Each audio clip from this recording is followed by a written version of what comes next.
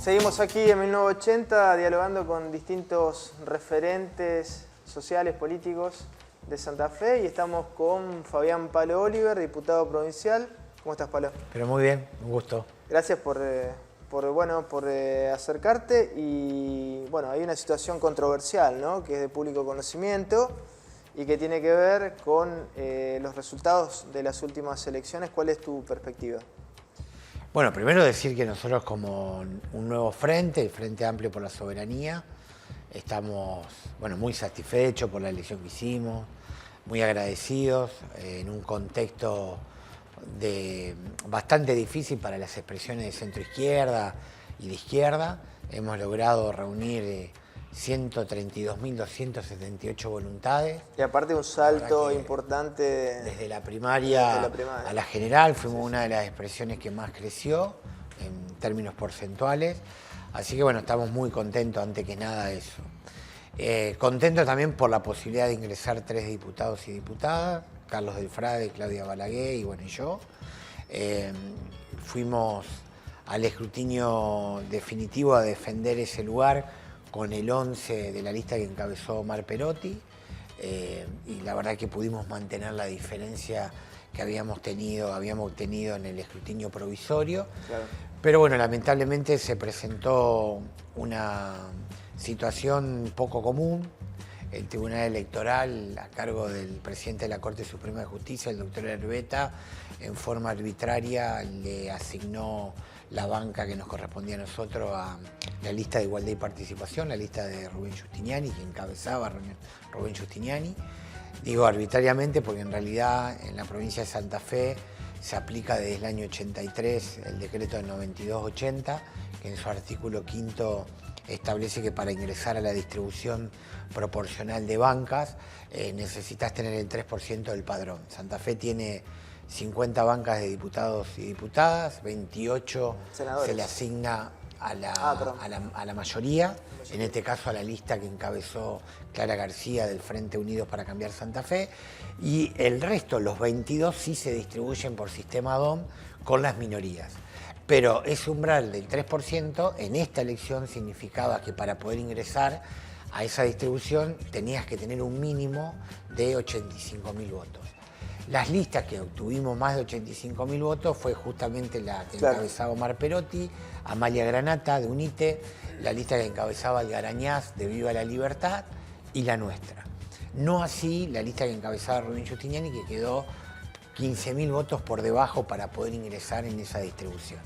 Y bueno, lamentablemente el Tribunal Electoral lo hizo en forma arbitraria porque no solamente violentó la propia jurisprudencia del Tribunal Electoral y de la Corte Suprema de Justicia.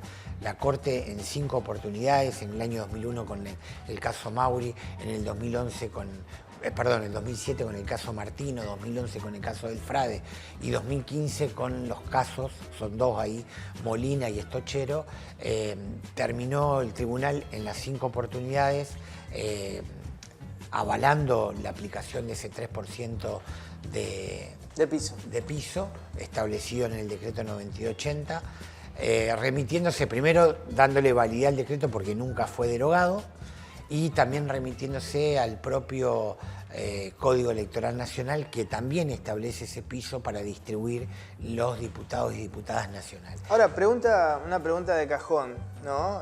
Cuando se inició este proceso electoral, ¿qué reglas regían, qué reglas tomaba en cuenta el Tribunal Electoral, ¿no? Las que siempre estuvieron vigentes, la aplicación del decreto 9280, ¿cómo será? Que hay un acto administrativo que es el más importante, que es el decreto 236, por el cual el gobernador convoca al proceso electoral, y en el segundo párrafo, la primera normativa que menciona justamente el decreto 9280 para aplicar dentro de este proceso electoral. Y si uno ingresa a la página web del propio Tribunal Electoral, el decreto uno de la normativa que figura justamente el decreto 9280. Vos ingresás a la página y lo podés ver. Por eso es absurdo, realmente es absurdo lo que ha cometido Herbeta. Nosotros de verdad que esto no es ni una amague, nada, estamos evaluando si es pasible de un pedido de juicio político, porque la verdad que ha generado, hasta puede generar un conflicto de poderes, porque en realidad el Tribunal Electoral no está para interpretar leyes. El único que tiene la facultad para interpretar leyes es justamente la Corte Suprema de Justicia. Y las 5 veces que lo hizo, porque distintos ciudadanos pidieron que le interprete, lo hizo siempre a favor de la aplicación de ese decreto, porque nunca se derogó. De hecho, en la Cámara de Diputados y Diputadas se presentaron 9 iniciativas.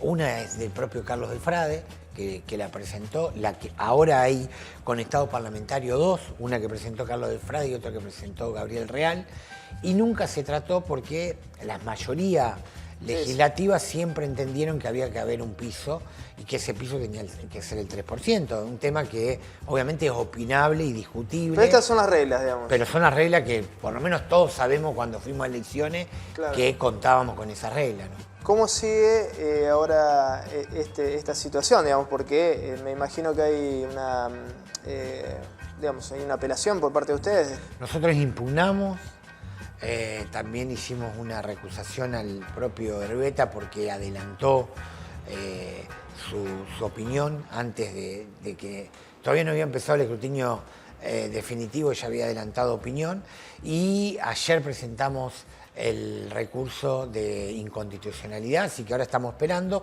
Sí sabemos que, bueno, Herbeta se terminó excusando y asume su lugar el otro ministro de la Corte, que es Falistoco. Así que, bueno, estamos esperando a ver qué pasa con el recurso de impugnación. Igual nosotros presentamos la inconstitucionalidad, porque también tenés 10 días hábiles. Claro. Todavía teníamos margen, pero lo queríamos presentar. No hay inconveniente de presentarlo, por más que la impugnación todavía no haya sido contestada por el propio tribunal. Así que esperar y, bueno, ir agotando las instancias que tenemos, que después del tribunal nos queda la instancia de la Corte Suprema de Justicia. Claro. Pasando a otro tema, Palo, un tema que venís tratando tiene que ver con el caso Vicentín. ¿Qué opinión tenés de lo que está aconteciendo? Lamentablemente es la crónica que veníamos anunciando hace bastante tiempo, por lo menos los miembros de la Comisión de Seguimiento del caso Vicentín. Hubo mucho tiempo desde que Vicentín construyó una propuesta concreta de pago a la mayoría de acreedores que está establecido por la propia ley de quiebra, pero lo que también es cierto es que dentro de ese acuerdo no estaban incluidos los acreedores privilegiados. El Banco Nación de la República Argentina, que terminó impugnando esa propuesta de Vicentín, y otros acreedores que también impugnaron. Hoy vos tenés dos marcos bien claros. Por un lado está las denuncias penales, hay 17 miembros del directorio que fueron imputados y están siendo procesados en una investigación por defraudación al Estado. Sí.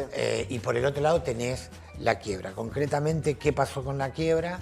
El juez Lorenzini terminó rechazando, no homologó ese acuerdo que había presentado Vicentín, y bueno, ahora empieza la etapa de salvataje. Una vez más, lamentablemente, algunos actores políticos y sociales terminan siendo funcional a directores que defraudaron al Estado, que defraudaron a distintos acreedores, y están utilizando la angustia de los trabajadores y nuevamente cargan la responsabilidad a terceros y no a los responsables, que son justamente los empresarios.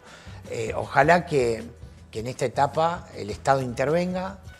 Está muy lento, ni el Estado provincial ni el Estado nacional han emitido opinión, pero también hay otras ofertas, una de ACA y hay otras de un fideicomiso, pero bueno, ya eso está en manos del concurso y concretamente de Lorenzini, y en definitiva lo que está pasando es lo que tiene que garantizarse con la seguridad jurídica que debe tener un país.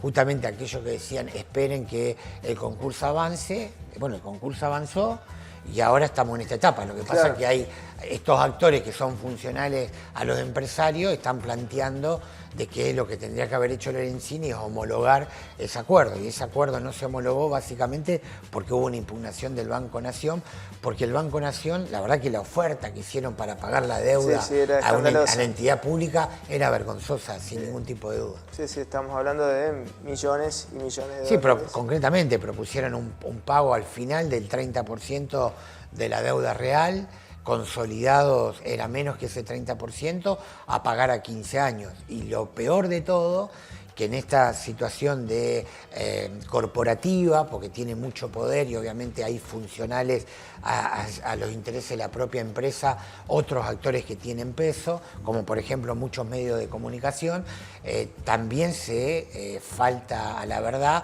porque por ejemplo plantean de que ahora está en riesgo las fuentes laborales, cuando en realidad en la oferta que hace la propia empresa, la terminal Avellaneda, que es la más importante, se garantizaba su actividad por 18 meses, nada más. A los 18 meses, en ese acuerdo que habían planteado y ese plan de trabajo, a la planta la levantaban y sí mantenían la del sur y concretamente la de Ciudad de San Lorenzo. Un tema muy importante para Santa Fe y ojalá, bueno, se resuelva de una manera justa, porque de eso se trata, ¿no? Sí, y justa es mantener las fuentes laborales, que devuelvan la plata que fugaron. Está probado la cantidad de transferencia que hicieron y parte de ese préstamo, cómo la sacaron en el exterior, y que también se haga justicia, porque lamentablemente en nuestro país tenemos una justicia clasista. En todo el país hay 14 personas detenidas por lavado de dinero, en todo el país. Mirá si tenemos una justicia clasista, que estos 17 empresarios están libres porque pagaron una caución de 10 millones de dólares. Y hoy andan por la vida como si nada. Si no tuvieran ese dinero estarían presos. Gracias por estos minutos. Gracias. Seguimos.